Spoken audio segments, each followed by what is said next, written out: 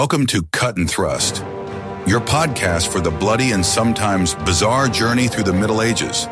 Whether it's dark battles, questionable hygiene, or hair-raising rulers, here you'll get history as it really was, raw and unfiltered. So grab your sword, put on your helmet, and let's dive into the wild world of the past. Hello and welcome to a new episode of the Battle Merchant podcast. I'm Hendrik.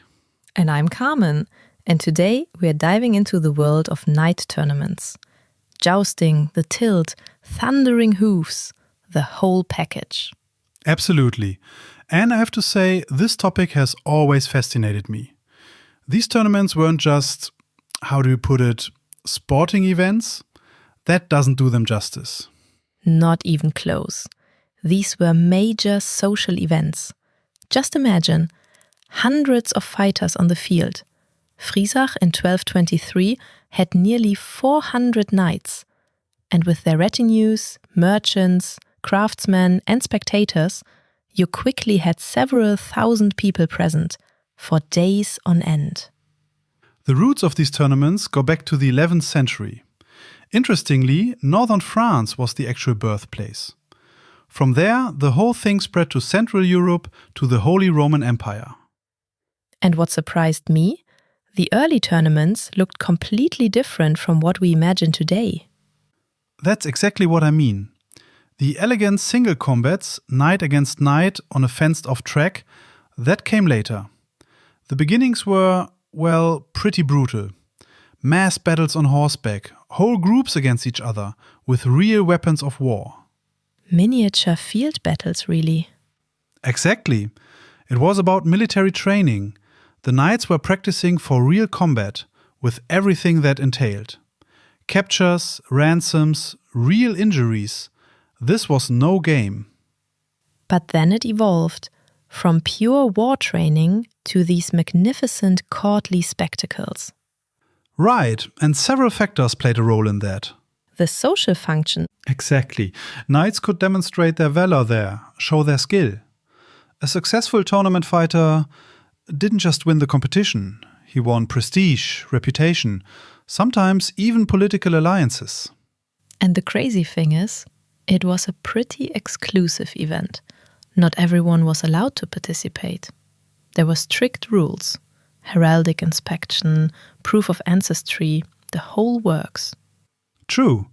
Only nobles who lived by the knightly code had access. High nobility, lower nobility, that didn't matter. But commoners? Excluded. The heralds carefully checked whether your coat of arms was legitimate. And if not? Then you didn't get in. Simple as that. In the late Middle Ages, the rules became even stricter. Applicants had to prove their noble ancestry, usually through noble forebears, often called forequarters, plus a heraldic inspection. Not necessarily that the family had been riding in tournaments for generations. So, essentially a closed society that wanted to stay among themselves. Exactly that. And yet, or perhaps because of it, these tournaments were magnetic attractions. The Diet of Mainz in 1184 under Frederick Barbarossa is a good example. Multi-day equestrian games, the dubbing of his sons, a huge event. You have to imagine it. Thousands of people coming together. The tension before the clash, the clang of armor, the fanfares. And right in the middle of it all, the spears and lances as the main weapons. They embodied everything a knight stood for: courage, strength, honor. A successful lance strike could cement your reputation for years. And the exciting thing is, today, in the reenactment scene, people try to recapture exactly this atmosphere. Under different conditions, of course, with safety precautions, but the fascination is unbroken. And that's exactly why it's worth digging deeper into the technique, the equipment, the development of these tournament lances. There's so much more to it than meets the eye. The lances themselves, that's a topic in its own right. They changed completely over the centuries. And that's really fascinating. In the early tournaments, they still used ordinary weapons of war. Real spears, sharp points, with all the consequences. With correspondingly many deaths and serious injuries. That's why specialized tournament lancers developed. They had to look impressive, but be less lethal. Quite a balancing act when you think about it. You want spectacle, you want impact, you want drama, but you don't want your best knights dying in the process. The materials were interesting. Ash for war lances, sturdy, doesn't splinter immediately. But for tournaments, they used fir or pine. Ash wood was particularly prized because of its combination of flexibility and strength. It absorbs impacts without splintering right away.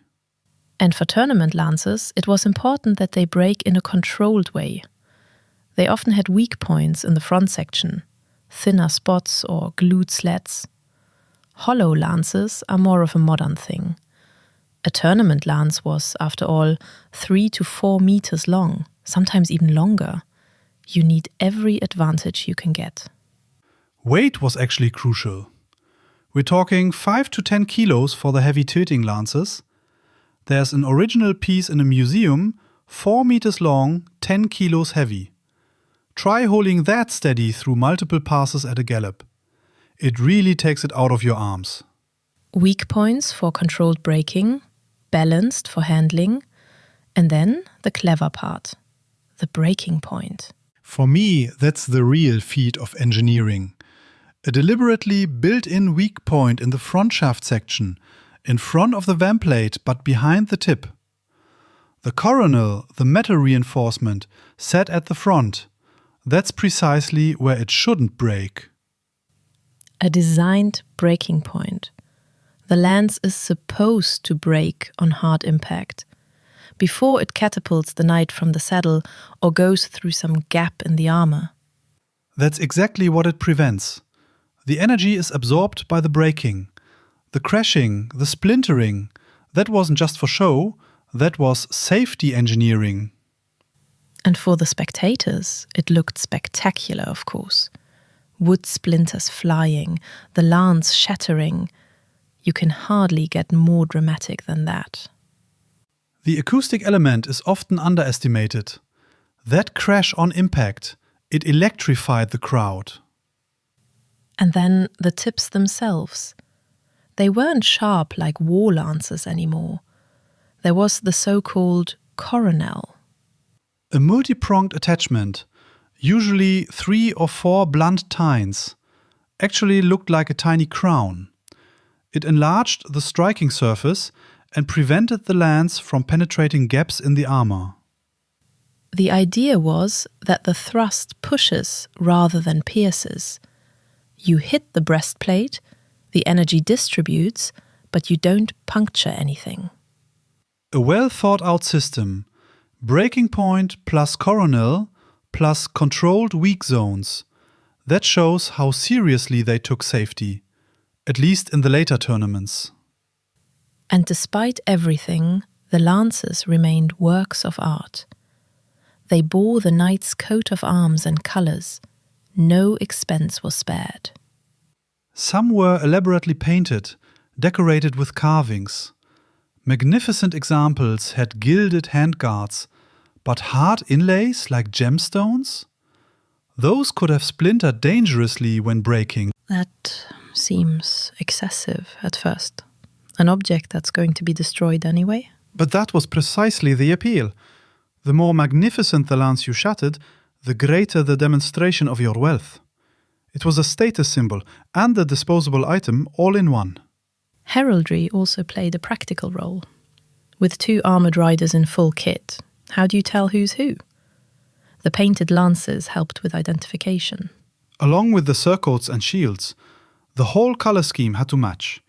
A knight without recognizable colours, that just wasn't done. You also have to consider the manufacturing process. This was real specialist work. Lance makers and smiths worked hand in hand.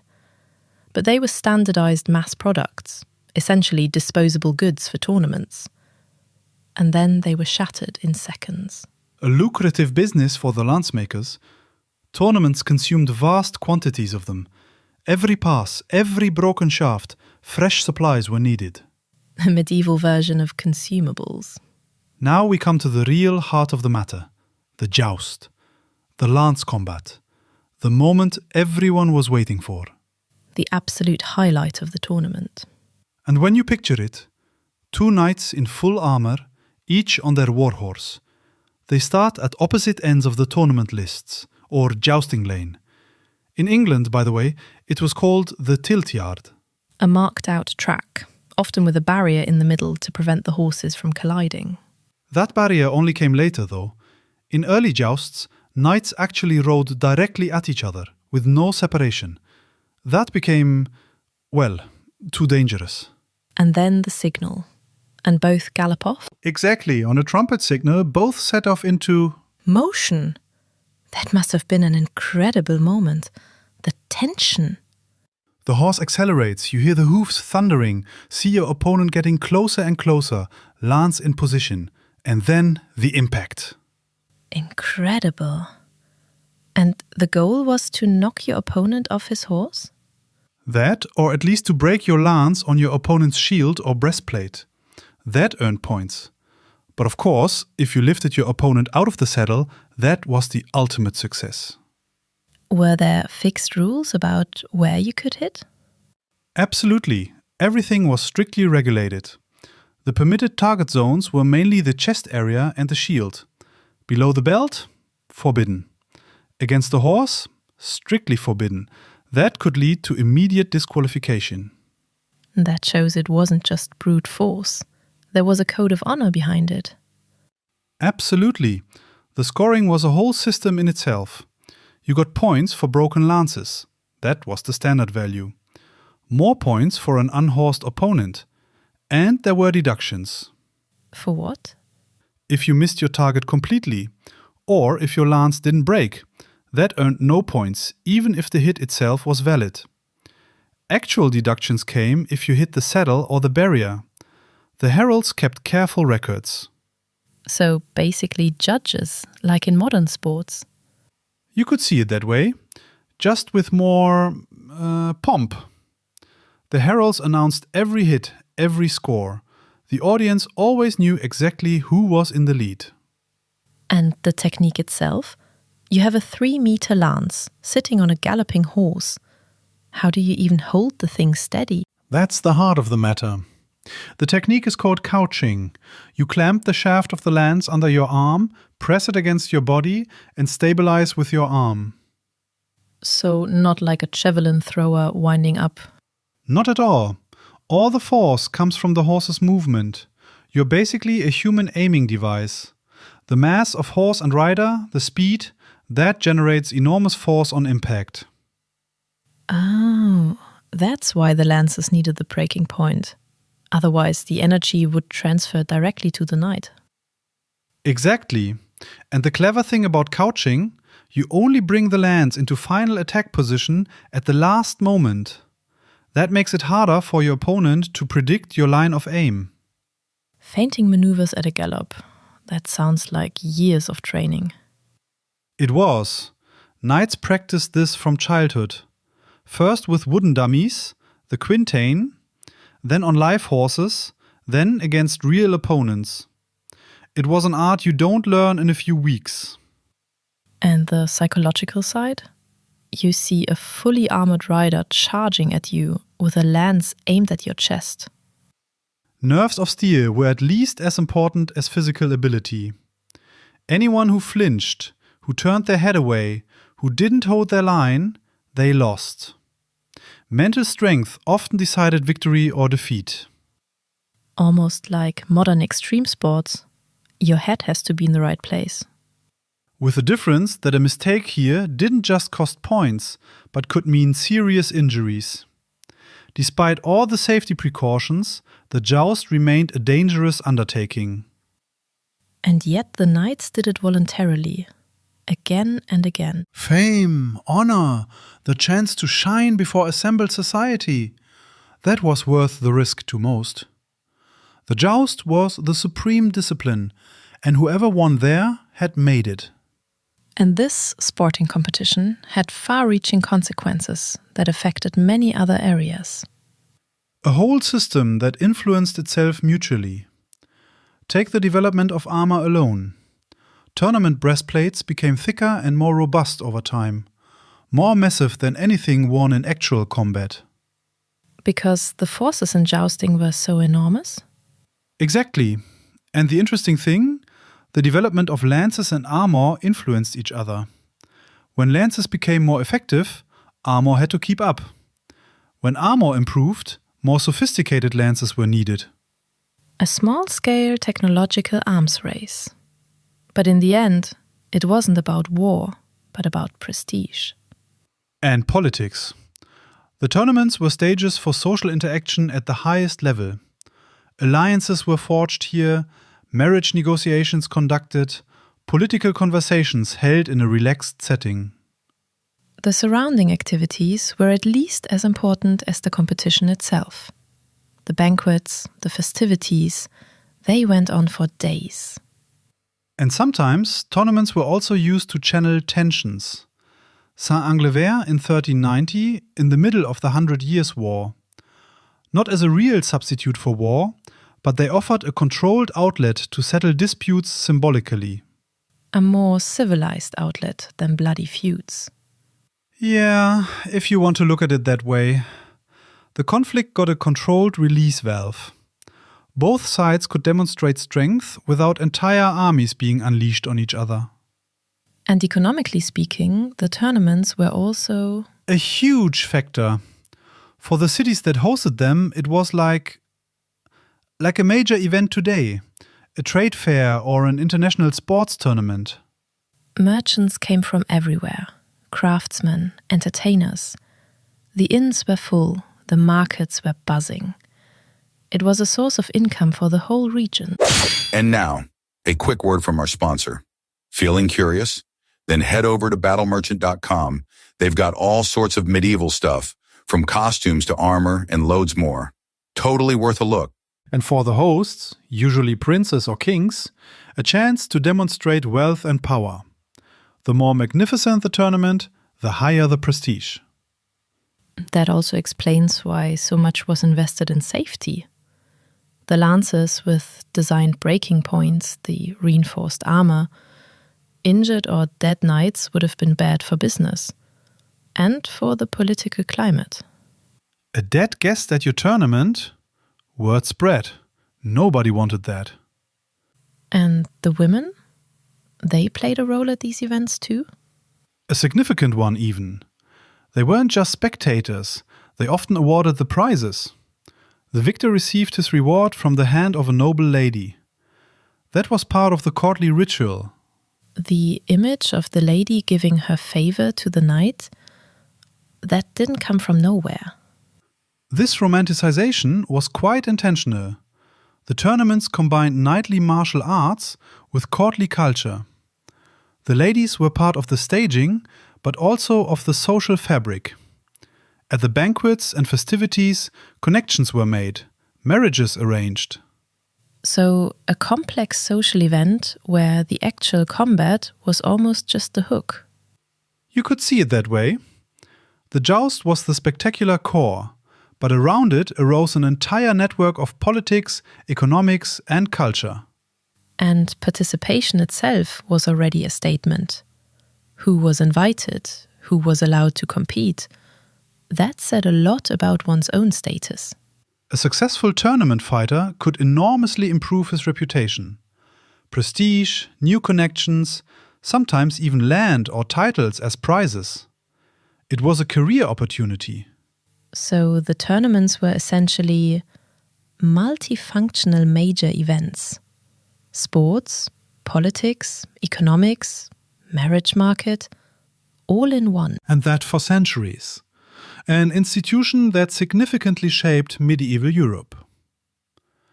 There are some tournaments that particularly stand out in history. The tournament at Le Heume in 1278 in northern France, for example, recorded in a poem by Sarrazin, with literary embellishments to be sure, but recognized by historians as a real event. It was famous for its elaborate staging, went on for several days, with theatrical elements, almost like a medieval festival. So these weren't just fights, but proper events. Exactly. Or the already mentioned tournament at Saint-Anglever in 1390. French knights received English challengers for a weeks-long contest. It was also a diplomatic attempt to ease tensions between the two countries. Sport as diplomacy, a pattern that runs throughout history. There are also colorful characters. Ulrich von Liechtenstein, for instance, who in the 13th century allegedly traveled through Europe disguised as the goddess Venus, challenging people to tournaments. Though you have to be careful there.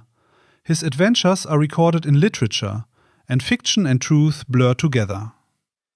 A romantic tale that shows how much the tournaments also fired the imagination.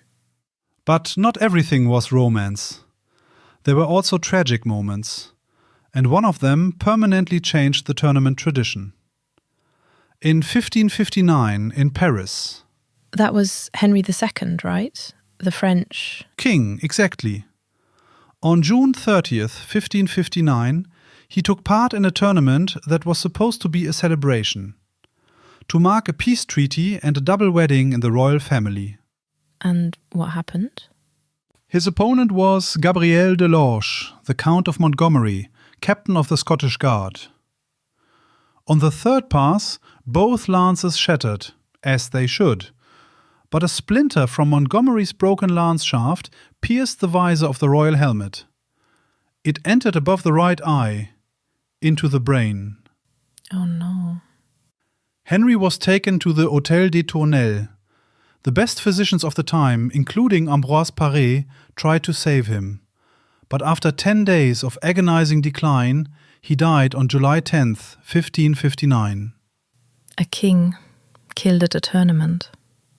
That must have been a shock. An earthquake. His son Francis II subsequently banned, or at least severely restricted, lance tournaments at the French court. And Henry's death became a cautionary tale across Europe. Was that then the end of tournaments altogether? Not immediately, but it was a turning point. Other factors came into play too. Warfare was changing with the development of firearms. The heavily armored cavalryman lost his military significance, and with it, the training function of tournaments. They became essentially obsolete. Firearms, the increasing danger despite all safety measures, social change with the rise of the bourgeoisie, all together led to the disappearance of classic knight tournaments during the 16th and 17th centuries. But they weren't completely gone, were they? I mean, there were successors. Right, the tradition transformed. Equestrian games emerged like ring tilting or quintain riding, less dangerous but still spectacular. And at the princely courts of the Baroque era, the carousels developed.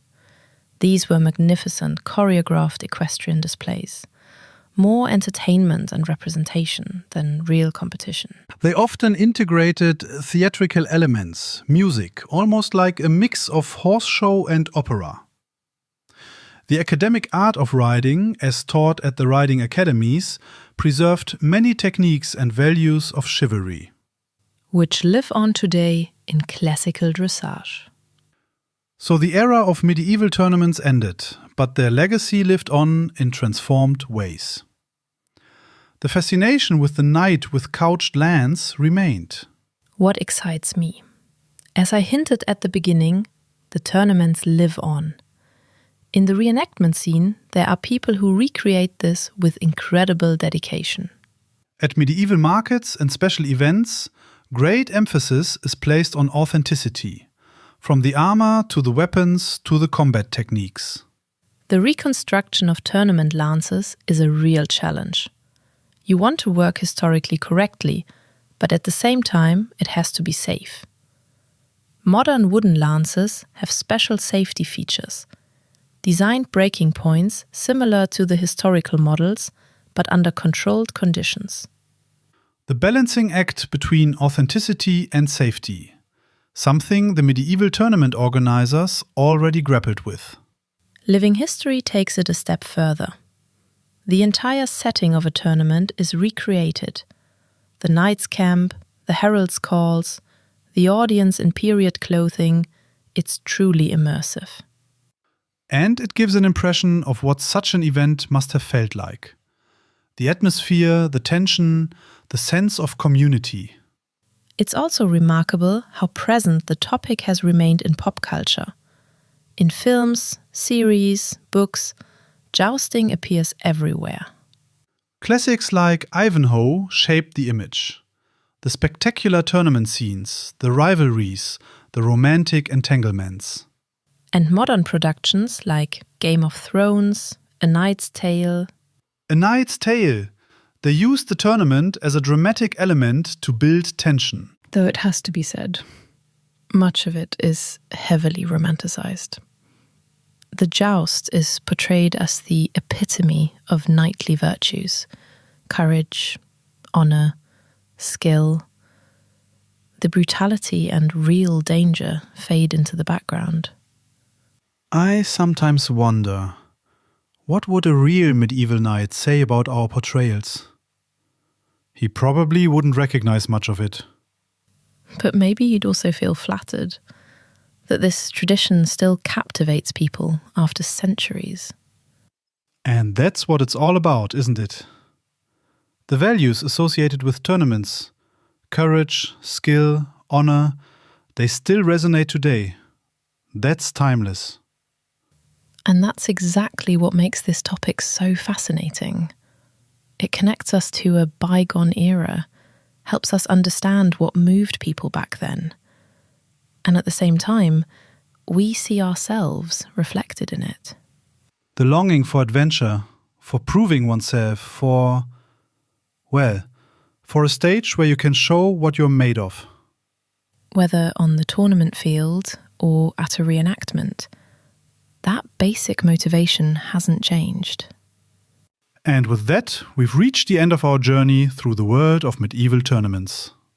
It was an exciting voyage of discovery, from the rough combat exercises of the 11th century through the magnificent jousting competitions to modern reenactments. If this topic interested you, feel free to visit battlemerchant.com. There you'll find not only the right equipment, but also plenty of other articles on historical topics in the blog. Thank you so much for listening. We hope you enjoyed it as much as we did. Until next time. Take care. And so we ride towards the end of this episode. Keep your swords sharp and your mugs full. We'll catch you in the next one.